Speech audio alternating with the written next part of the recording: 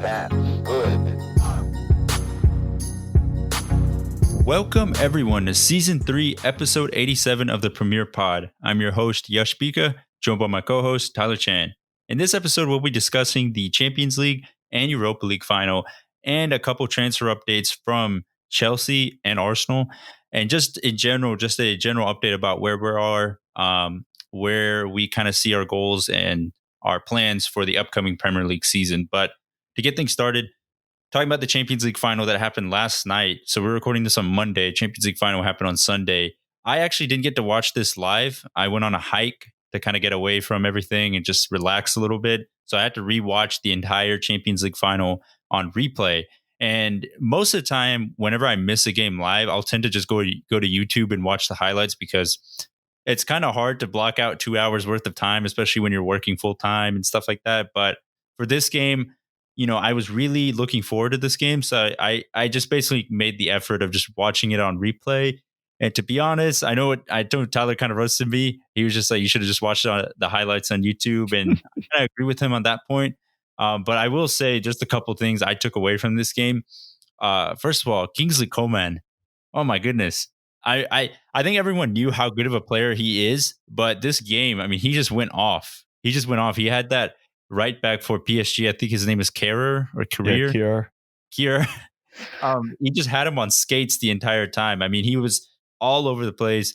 I think it's funny. I will say this for Kingsley Coman. I think he oftentimes doesn't get the love I feel like he deserves. I think he's such a good player, but when he's in that Bayern team surrounded by all those those talented players, he kind of gets under a bit of shadow is put on him. And then with the French national team, all the talk is about Dembele, Pogba, Griezmann, and then Coman is kind of the guy that's just in and out of the lineup, But credits to Coman. I think he really went off, and I think he deserved it. But Tyler, I know you circled Coman in our group chat, but you also had Alphonso Davies, the Canadian. Mm-hmm.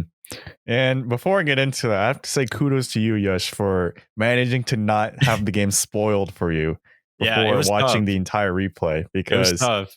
Literally, anytime this happens, especially a final for a Champions League final, it's the hardest thing not to open social media, open a text, and it's like, oh, what a game, or oh, that was a kind of a meh kind of final. And this one, in my opinion, was kind of a meh kind of final. It was, and it was wild because I couldn't even, before I even watched the replay of the final, I couldn't check Instagram, Twitter, none of my social medias. And also I couldn't check YouTube because I was afraid on YouTube I would get a reaction page of like, oh my gosh, the highlights of the game and the score would be on there. So I didn't even check YouTube. So I was basically off social media the entire day yesterday before I could watch this final. I probably should have told you. It's like, this one's a highlight one, mate. I know it's a final, but oh boy. But I mean, I would say if you did watch this whole game, which you did, you get to see the whole kind of breakdown of why PSG they could have won at times, but it's just like they just couldn't finish. It's just, I don't know what's happening. But before we go into that, for Kingsley Coman and Alphonso Davies, they're just tearing up the PSG right side. Like the makeshift right back here, he just could not stop Coman. He came on as a starter as opposed to Ivan Perisic, which was a little surprising to me at the start when I saw that lineup. And Perisic has been the starter for the last couple games, even in the semifinal. And I was thinking, oh, he's been tearing it up. And he's not afraid to shoot either. So I was thinking, all right, he's definitely going to be one of like the main starters. But Kingsley Coman coming on and getting that pace, and I think that was a big game changer because Kara couldn't keep up with him. He just kept dancing around him, doing all these dribble moves. He basically pulled a Neymar-esque kind of performance as opposed to Neymar on the other side of the pitch. He couldn't he couldn't show up. It was as if he wasn't even there.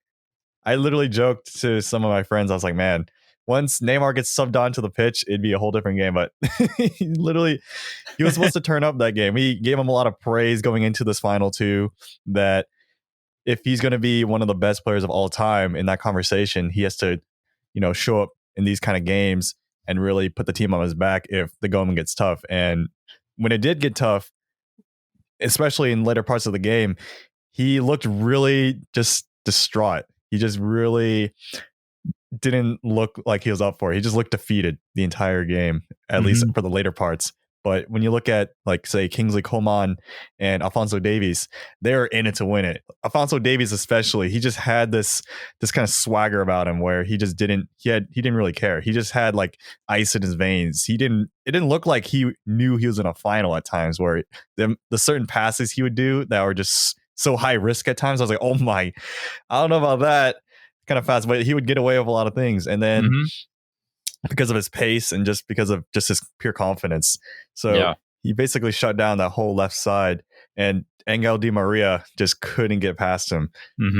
So it's just that whole side of Kingsley Coman and Alphonso Davies was just insane. Serge Gnabry didn't really have too much of a great game, but that other side, it was just cheese. I was really hyping up Gnabry because I really like the way Gnabry plays as a player, and I thought he was going to have a big say in the final. But as you said, he was the guy on the opposite side of the wing, Kingsley Coman.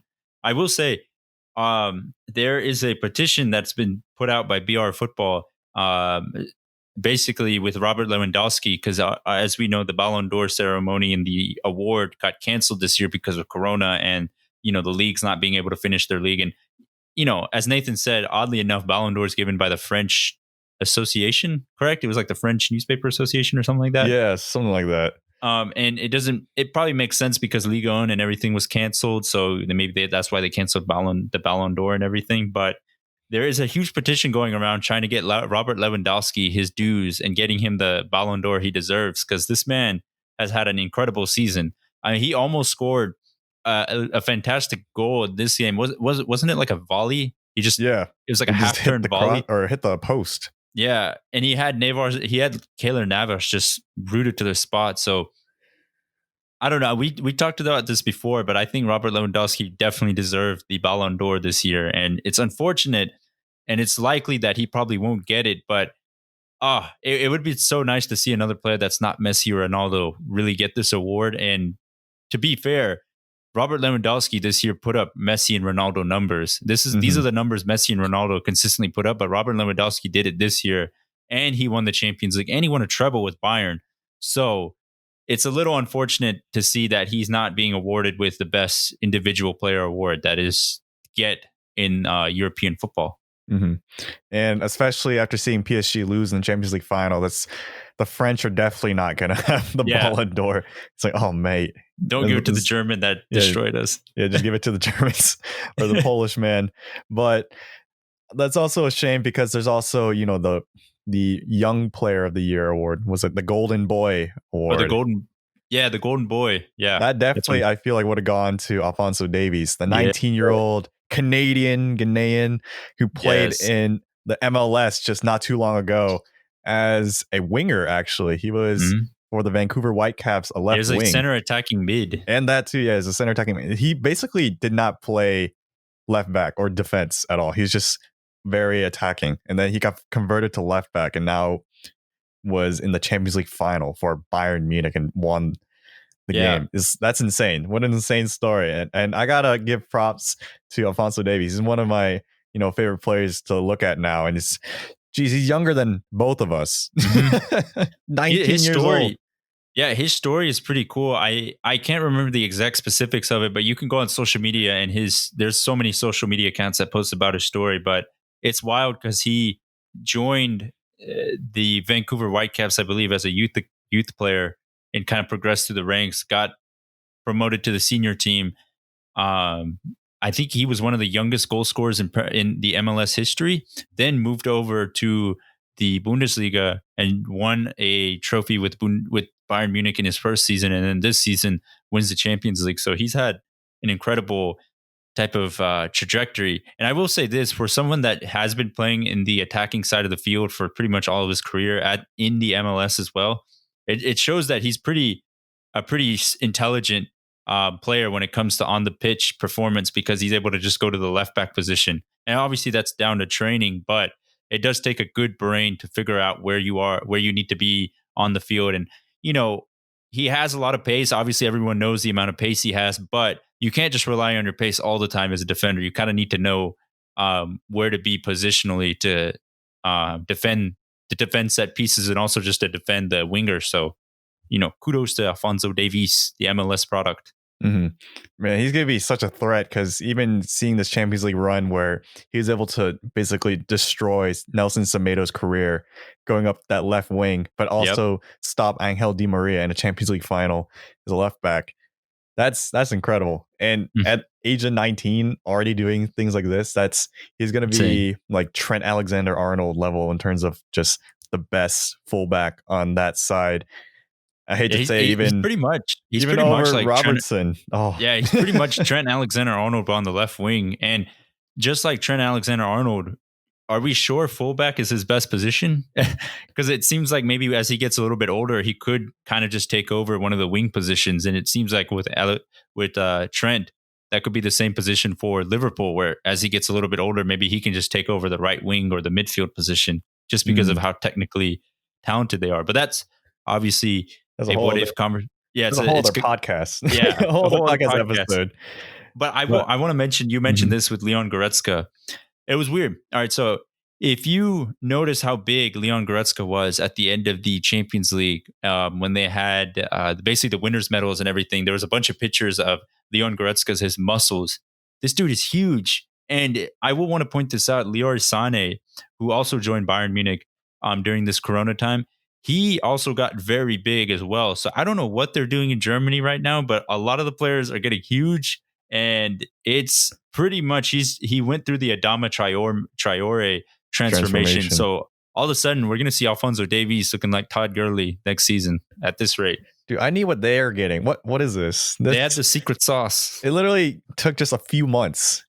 Like Leon Goretzka looked like, he wasn't skinny, but he was just like, average. He looked like Kai Havertz almost. Yeah, literally like Kai Havertz. Like he had like a more lean build from just looking at him. But then now I always thought about that. I was like, remember, whenever I've seen Leon Goretzka before, I was like, dude, this guy is kind of just like a lean guy. I never pictured him being kind of a muscular dude, but he's gotten really big. He reminds me of our former Reed soccer star center back Nick, who just came out of nowhere and just had like the biggest build of all time. It's like, where did this come from? So I think whatever they're doing it's insane. But geez, Leon Goretzka, if you haven't looked him up, if you look at him from 2018 to 2019 and then 2020, it looks like one of those insane transformations. It's like, what the heck? And he takes a lot of pictures now, kind of showing off his physique. So it's hard to miss. Yeah. But before we go too far, I wanted to also mention the other side for PSG in terms of, we're saying all these things about all these Bayern Munich players going off. But then on the other side with PSG, their star men are just like, they're not. What is happening over there? Yeah. I feel like it might be down to a little bit of them not having much football to play since Liga got canceled while the Bundesliga came back. So they got to get some games in them while in quarantine. But for PSG, they literally just had Champions League. Yeah. I will say this. I think, I don't know. I feel like maybe the pressure got to those players, especially Di Maria, Mbappe, and Neymar. I would say Neymar and Di Maria, especially because a lot of people will say they kind of went there for the money and the pay raise. You could basically say that for every PSG player at this point. But Mbappe, that's kind of his hometown club. It makes sense that he went there. But I don't know. I kind of felt like the pressure got to Di Maria. He scuffed a chance, with his right foot. Neymar basically missed a good chance that you would think he would score. Mbappe missed a couple that he should have put in the back of the net. So to me, I felt like honestly it was a little bit more of the pressure because I think for the most part, I thought PSG played pretty well, especially, I'm not even going to say this because he's a former Manchester United player, but I thought Ander Herrera was one of their better performing midfielders of that first half or before he got subbed off. I mean, he completed a lot of passes. I mean, he set up that Mbappe chance in the first half, I believe, and Mbappe most of the time would have finished it, but he didn't. So I don't know. I thought PSG played really well for the most part, but their attacking talent that they paid millions of dollars for just let them down completely. Yeah, they had a lot of veterans too that were in the situation with, Di Maria, Keylor Navas. This is not their last or not their first Champions League final. Yeah. And, Thiago Silva, Neymar, like they've been in big competitions for a long time now. But it's just something about PSG was just off. It just seemed like this was like their first time, which it was. It was like their first time as a team in a big European competition final like this. And also for Tuchel as well, he hasn't really been this far in a competition as. But I mean, if you look at the other side, Hansi Flick for Bayern Munich, this is kind of his first rodeo too. But he just looked like they were so much more prepared. While PSG, they had a lot of good chances. Like it's just they just couldn't finish. Yeah. They just weren't expecting their chances. I feel like at times it's like, like especially that one Mbappe chance where he was just at the middle of the goal box and he just And he had an just open scuffed it. shot and he just It scuffed it. He just did a little like pass. It felt like P-roller. Yeah, like not a P roller, but like a little bit above that. Like whatever above P roller is. Like that's just a not standard Mbappe pass. level, not an Mbappe level strike. It wasn't like World Cup final Mbappe. Yeah. Let's put it that way. And that really surprised me. I was thinking in these kind of situations, those kind of world-class players, those kind of elite players would turn up. But every player in PSG besides, I would say, Thiago Silva was their best player, I felt like, that game. They just weren't ready. And then Marquinhos, too, he did a pretty good job covering for Kerr, who just kept getting wrecked on the right side of the defense. But I feel like besides Navas, Marquinhos, and I'd say Ander Herrera did have a good game too. And then Thiago Silva, it was just their attack just couldn't finish. And that was the biggest downfall. And it was really surprising to me because I was thinking 1-0 for a Champions League final like this. That's really surprising for a PSG team to get shut out. Yeah, PSG team that's known for their attacking, that pays for their attack. And I will point this out for, I guess, our last topic with Bayern and PSG. The PSG or the Bayern lineup was $100 million less than the PSG lineup.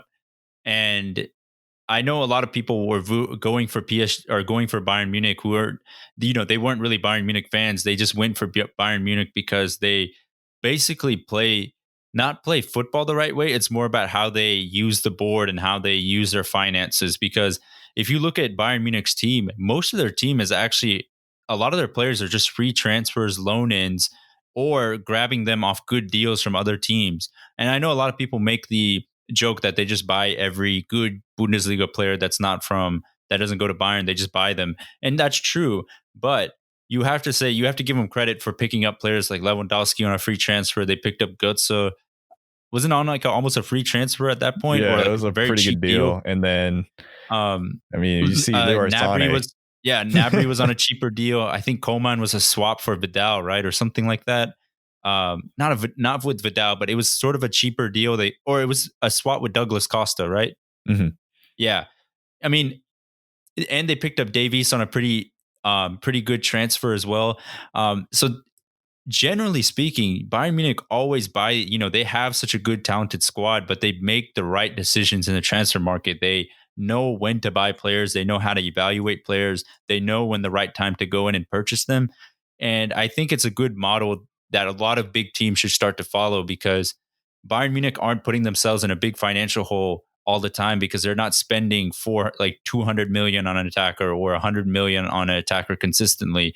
They just go in and buy players on the cheap, buy players on deals, and it finally worked out for them. So I have to give kudos to Bayern because, in this age of every club having a ton of money now, it's very easy for clubs to kind of go in and buy every big player there is for 100 million, 150 million, 80 million, 90 million. But Bayern have stayed steady and just done their same business of picking up players on expiring deals, picking up players on the cheap. So I was happy that Bayern won because I think it showed that you don't have to be PSG and have all this oil money to be successful. If you do things the right way, you'll eventually win.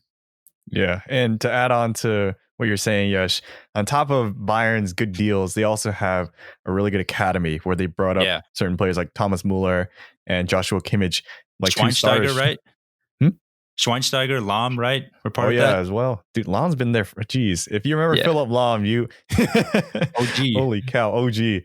But yeah, definitely Philip Lahm, who was eventually replaced by Joshua Kimmich, I believe. Yeah, I guess in this scenario, if you play just right back. But yeah, on top of that, I'm just thinking this game, a lot of my friends were looking at this game as kind of like oil money, just paying to win versus kind of developing the proper way, just more pure football, where it's like, this is the right way to do it, where you kind of develop players, but also get players on a good deal and kind of stay within financial fair play. But PSG is always known for having the PSG with the dollar sign and as the S, where they just go in and just kind of break the transfer market. Go crazy.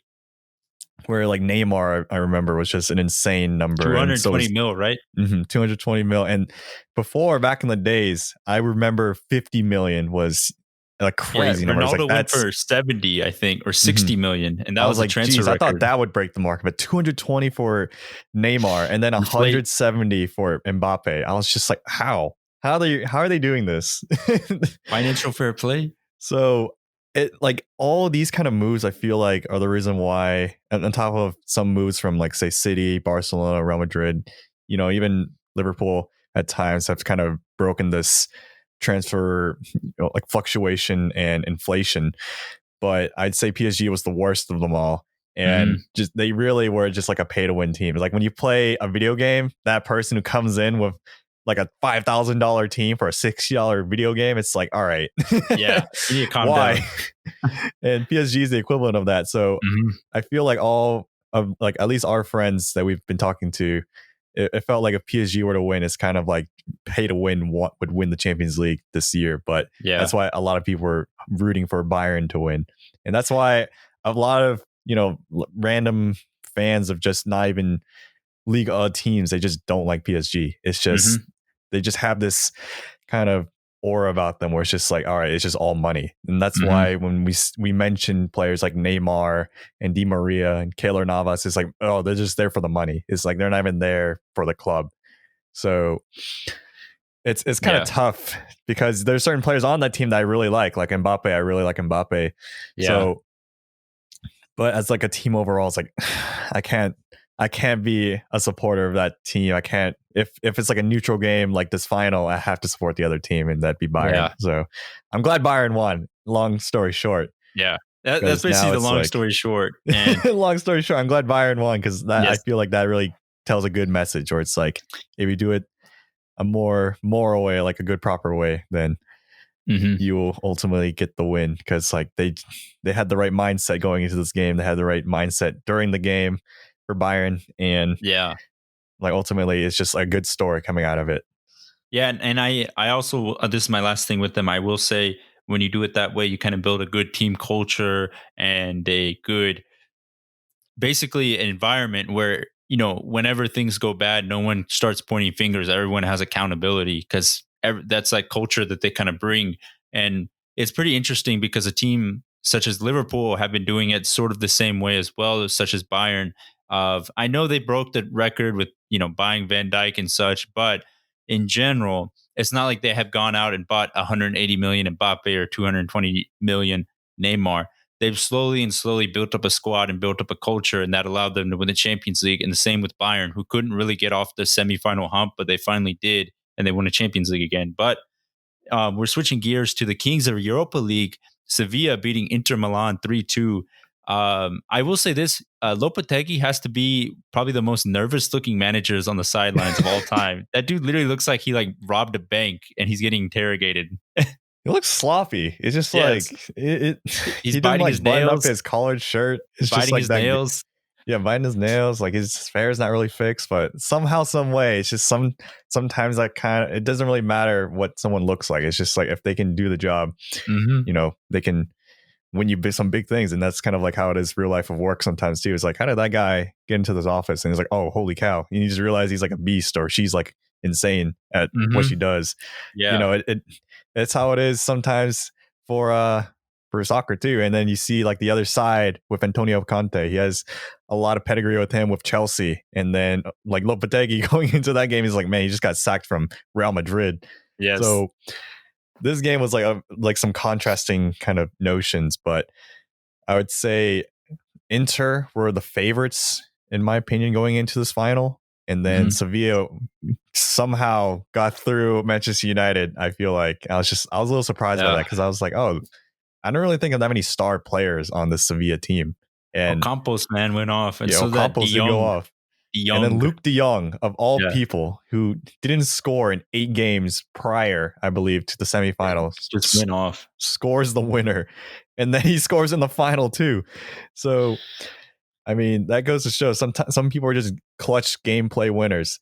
Mm-hmm. And Sevilla won, I believe, their 6th Europa League in this century. Most of any European team. Like, that's insane. For a team to win 6 of one any trophy, European competition, that's crazy.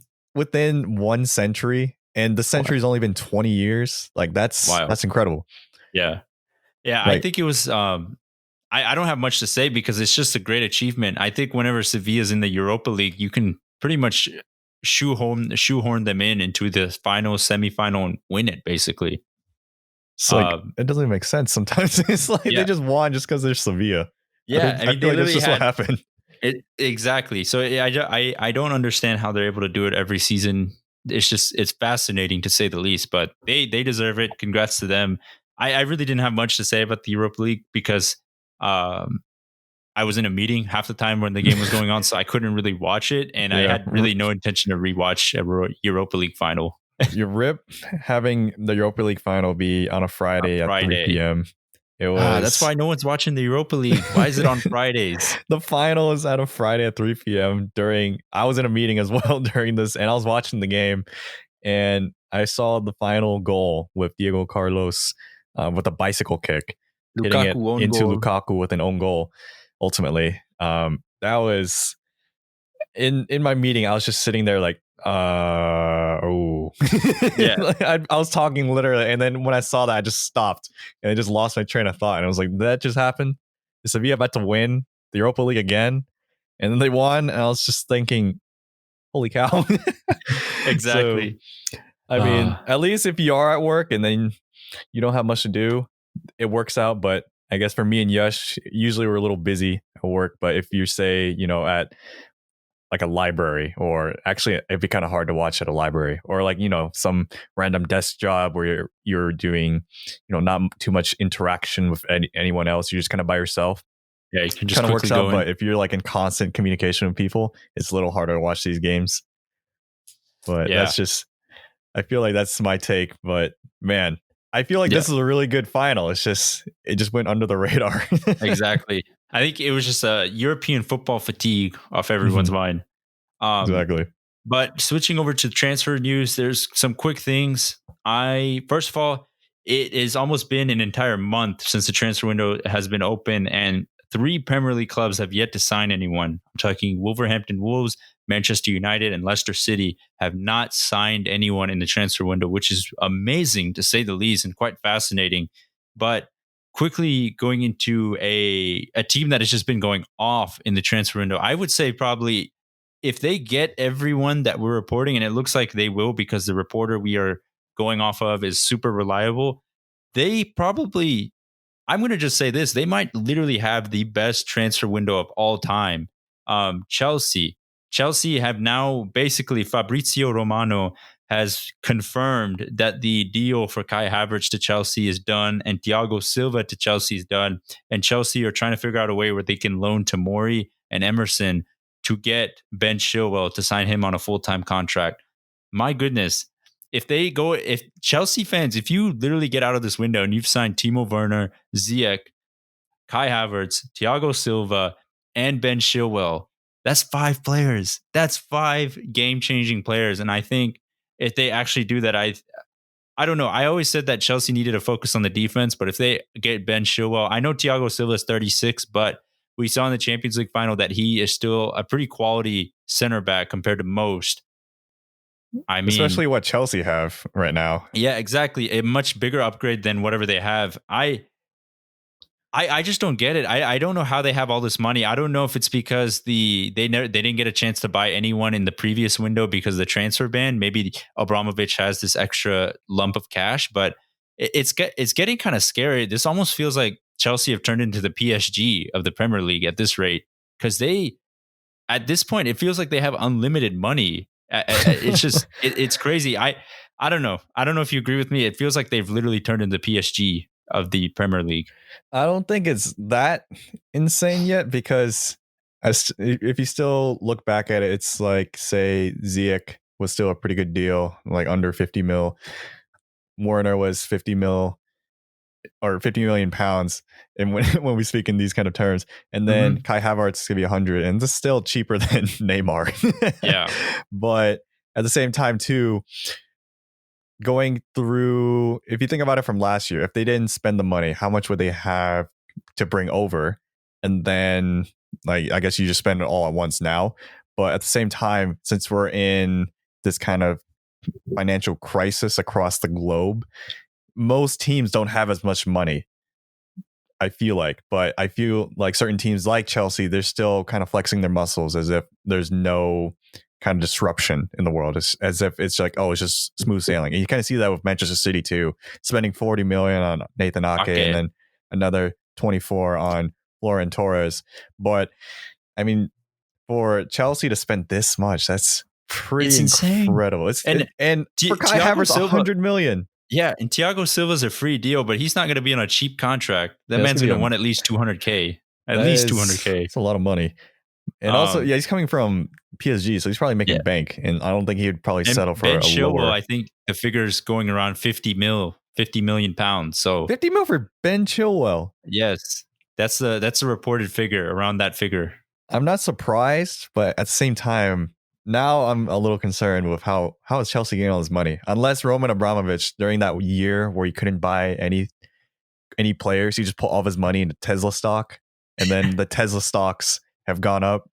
I don't want to turn this into a stock episode, but holy cow. Yeah, that's like the only way I can think is like, how does he have all this money and still have it be financial fair play? Yeah. I think a lot of Chelsea fans have been saying, oh, the reason we're having this money is also because we didn't get to buy anyone, but the Hazard deal and the Morata deal have basically funded all these signings, which I guess is true. Mm-hmm.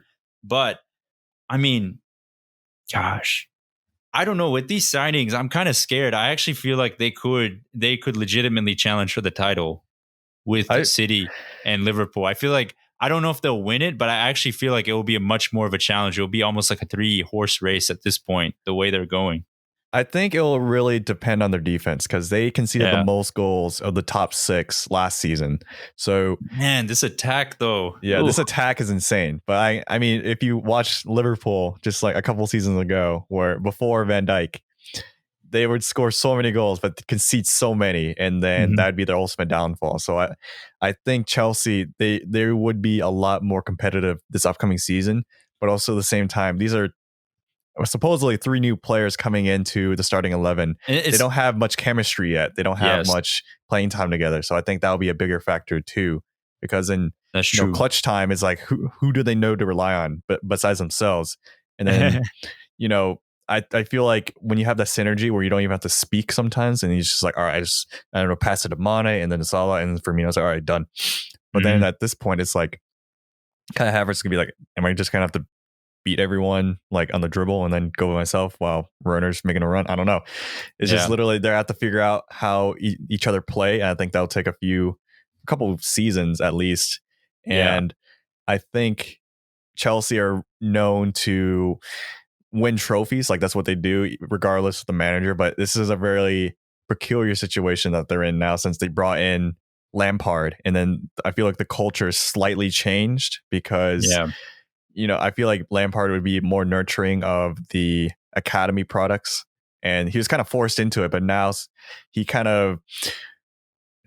did more than what was expected is what I would say the general consensus is, because it's like, he had really no expectations this last season. And then sure enough, he gets Champions League, gets 4th place, does pretty well in the Champions League. He gets beaten by Bayern Munich, but they were the champions of the whole competition.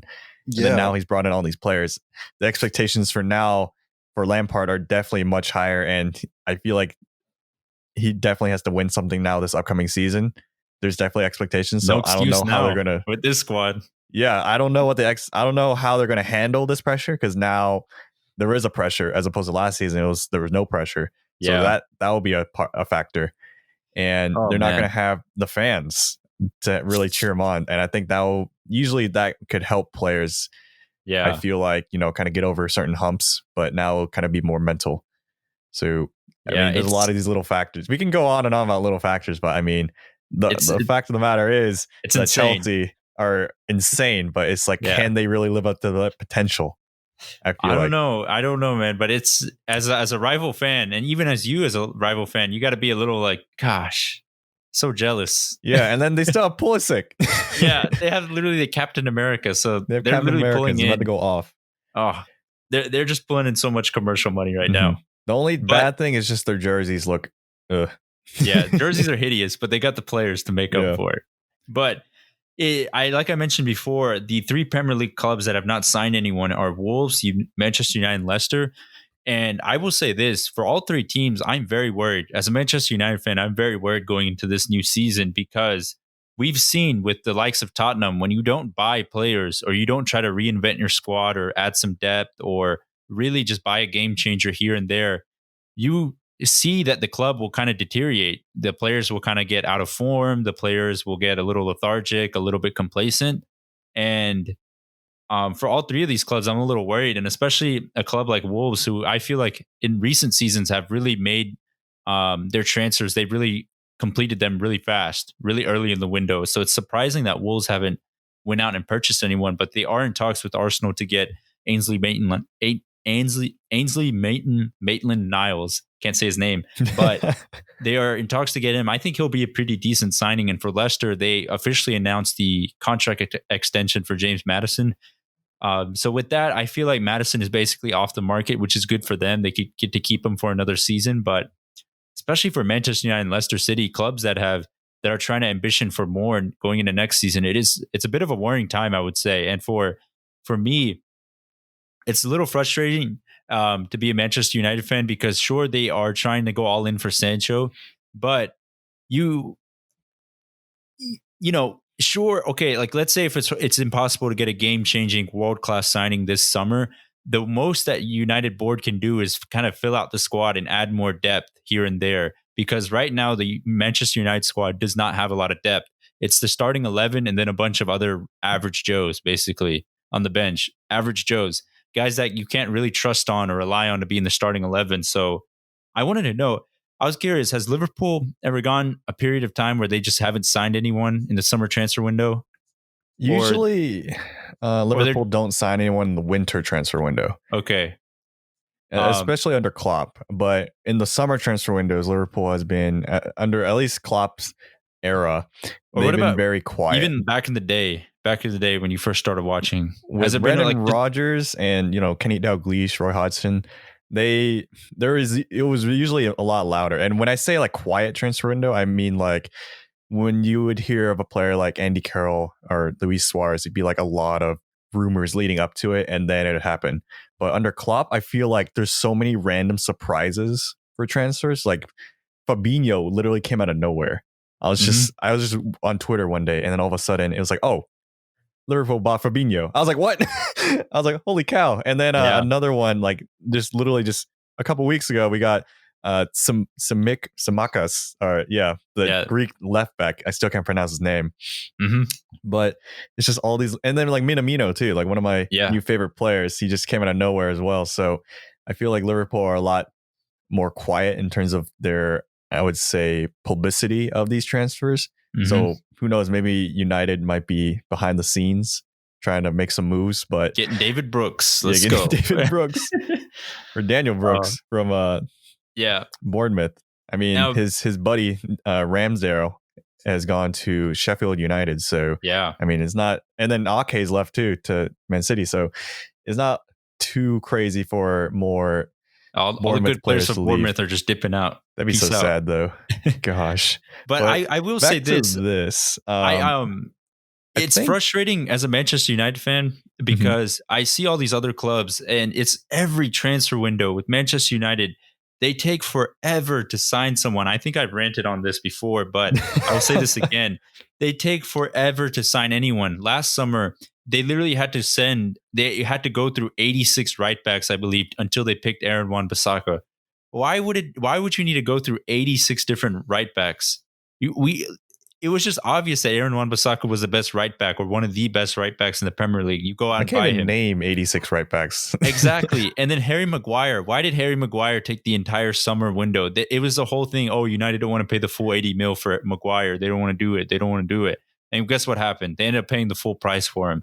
And I don't know. I feel like Ed Woodward, who's a chief manager who handles all the transfer business, I feel like in his head he thinks that he's this extravagant, savvy football transfer guru where he can kind of work the market, but he ends up just getting played all the time. That's literally what happens all the time.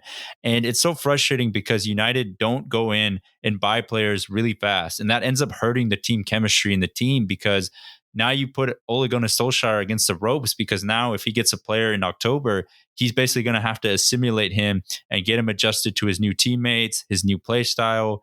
And it's going to take at least a month or so to get adjusted to everything. And it's frustrating because they're doing the same thing that they did with Jose Mourinho in his last season, where they weren't giving him the funds or they weren't purchasing the players that he needed to advance the squad. And Solskjaer is getting the same treatment.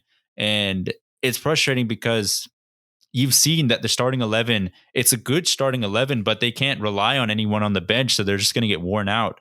And there's really not a lot of competition for places because everyone in that starting 11 is pretty much guaranteed that spot because no one else on the bench is that good enough to take over them. So I don't know. I'm just very, as a Manchester United, I'm very sad and frustrated at the club right now because I don't know. It's just, I'm just baffled by how inept the board is when it comes to doing transfer dealings. I also hate to say, Yash, but also your captain's in jail. Yeah, exactly. And Harry Maguire's in jail right now. So you're going to, do you guys, are you going to get him out or do you have to find another center back? So I think right now he is, he's back in England and I think he has to get retrialed maybe in a couple months or so. And his lawyer has been just saying he's a free man. But I've been hearing the story was apparently that a bunch of the Greek, some Greek people, and I think even the police officers were basically enticing him by just saying F United, F United, F United. And apparently someone stabbed his girlfriend or his sister. So that's what enticed Maguire to punch the cop because the cop wasn't really helping the victim. It's a pretty crazy story. I don't know what's true or what's not. So don't quote me don't quote me as the guy that was there firsthand. I don't know what's true or what's not, but that's kind of been what's been thrown out there. So I don't know. Initially I was very upset with Maguire, but if it was one of those reasons where literally his family member or his like spouse got stabbed, then it's like, okay, you have to defend them if like something bad like that happens, Yeah. But so as of now, it's just all speculation. We have no idea. Exactly. And then Victor Lindelof actually was played superhero, saved a 90-year-old grandma's purse in Manchester or wherever he was. No, it was in Sweden. Yeah. He literally chased down the Swedish robber. mugger. Yeah. Literally chased him down and grabbed the purse from him. So and then I think Lindelof held him. Held him down until the cops did show up. So yeah, look at that. Lindelof actually pulling superhero moves in Sweden. Jeez. Who'd have thought? I thought the Scandinavians were nice people. I didn't know there's crime like this, especially where Lindelof's walking around. Yeah, I don't know what's going on out there, and he's out here mugging 90-year-old ladies. Holy cow! Exactly. Oh man, but I don't know. I'm just. I don't know. I don't want to sound like a dead horse, but man, I'm just super annoyed with the way United have done this transfer business. I pretty much the entire time this podcast has existed, I feel like I've been ranting about how bad the board is for Manchester United. And the annoying thing is I feel like what's going to happen, they might make one or two good signings and then all of a sudden the whispers will go away until they need the money to invest in the squad again. They won't do it because the owners are greedy. Ed Woodward doesn't really know what he's doing in terms of buying players. So it's the same problems that keep repeating, but no one ends up fixing them. So I don't know. It's also, I guess I must be a little sad too, seeing Chelsea snag all these players and United are just like, they're just literally playing with a stick. Like I'm just telling them to do something. I will say Manchester United and you ranting on them is a recurring theme, but yes. Hopefully there will be a golden sky eventually for you. I will day. say the only good thing is now no one can really clown us for spending money at this time because we're not spending any money. Yeah, now you're just being clowned for not spending money. Yeah. So it's it's a lose-lose. Yeah, you can't win, but at least it'll be nice because it's not like, oh, United are buying $150 million players when everyone else is struggling. Oh, don't say that yet. We still got a couple more months in this transfer window at least. So, I mean, who do you think they're actually going to buy though? I don't know. Maybe they'll be like Arsenal and buy Gabriel. Oh my gosh. Jeez. Still don't really know too much about him. He's from Lille, is what I know, but he's their next main signing. Yeah, five-year deal. But I will say this: a lot of big clubs are after him. He had a pretty good season at Lyon, so this could be that new center back, that new rock in Arteta's system that every good team has. That rock at center back. Man, that rock with David Luiz, Socrates, and Mustafi. That's going to be very interesting. Oh, I guess Callum Chambers and Rob Holding as well, but it's going to be very interesting to see if he turns out to be as a typical Arsenal center back or he'd be different. The only thing that little concerns me. I kind of have high hopes because I know Napoli were very interested in him because of the Koulibaly situation, but Arsenal ended up snagging him, and I don't know. I feel like I have good hopes. I have good vibes around Gabriel. I think he might actually around Gabriel. The only thing that concerns me is just his pace, because he's not known as a very fast player, and I feel like the only time you can overcome not having certain athletic quality like speed is if you have the right mental, if you're intelligent enough to be in the right spot at the right times at all times. Because like we're starting to see it now, where like sometimes you need that pace, and we saw that in the Champions League final. Like Kira just got wrecked by Coman, or he needs like a partner that can back him up if certain situations. But hopefully Gabriel can assimilate to Arteta's system in a certain way where he can kind of shroud his weaknesses and kind of accentuate his core strengths, because as you just mentioned, he is being sought after by a lot of different Premier League clubs, but ultimately chose Arsenal. So it'd be interesting. I don't really know too much about him, to be honest. Yeah. So he's kind of like Pablo Mari, where he just kind of came out of nowhere. It's like, oh, okay. So we'll see. I know Aubameyang, I believe, is rumored to signing his new deal. So Arsenal, that's a pretty good transfer window. I mean, if they get one or two more players, they're heading in the right direction, especially after the FA Cup win. So I'm excited to see where Arsenal go. But this kind of gives us a transition into not even a segment, but just kind of an update on where we are at with the podcast. As you may notice, we haven't been uploading consistently on Fridays as we normally do. That's because more to the fact that I recently started my job and my schedule has not been all over the place, but I'm still kind of getting adjusted in terms of the different schedules that I've been given. So Tyler and I have just kind of been working around that. And a lot of times it's just random days like this or random weekends. And so that's why the episodes haven't been coming out on those days, but they're coming out. We're still having the plan of making them come out weekly. It's just more of it could come on a Monday, it could come on a Friday, a Wednesday, maybe a weekend. We hopefully don't want to keep it too much in the limbo of like a random days, but our goal is to still keep it a weekly podcast. That's kind of what we've been doing, and that's what we want to continue to do. But this, we wanted to say that we will be taking a 2-week break just to get everything settled schedule wise, and also kind of give us a chance to refresh and give us a little bit of a break that all the other Premier League players have been given.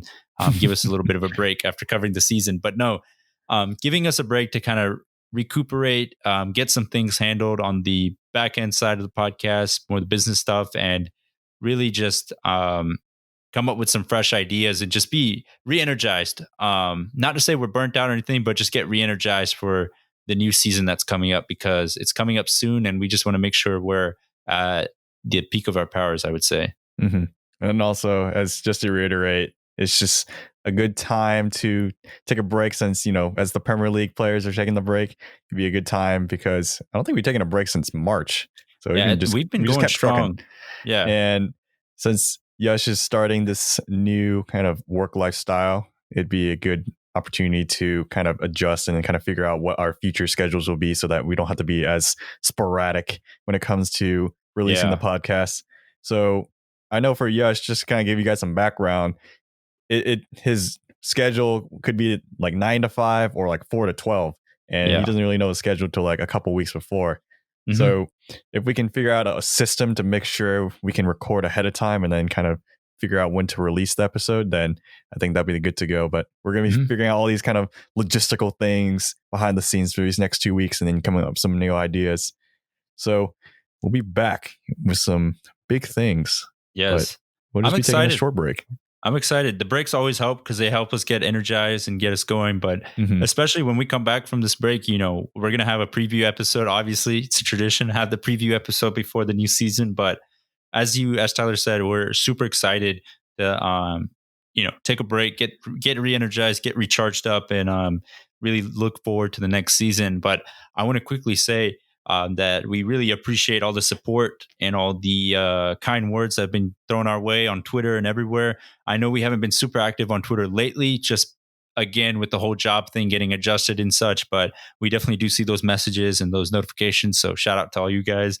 But yeah, that kind of wraps up episode 87 for us. Please make sure to give us a rating, comment, and subscribe. If you're on iTunes, especially on Apple Podcasts, if you can give us a rating on there, it really boosts our chances, a rating and review, of getting seen by other people. And then on YouTube, like, comment, subscribe. And especially on Twitter and Instagram, if you ever want to reach out to us at the Premier Pod, send us any questions or just any interactions, send them our way. And we'll definitely reply back and get a conversation going. But yeah, thank you guys so much for listening. That kind of does it for us in this episode. Peace. Peace.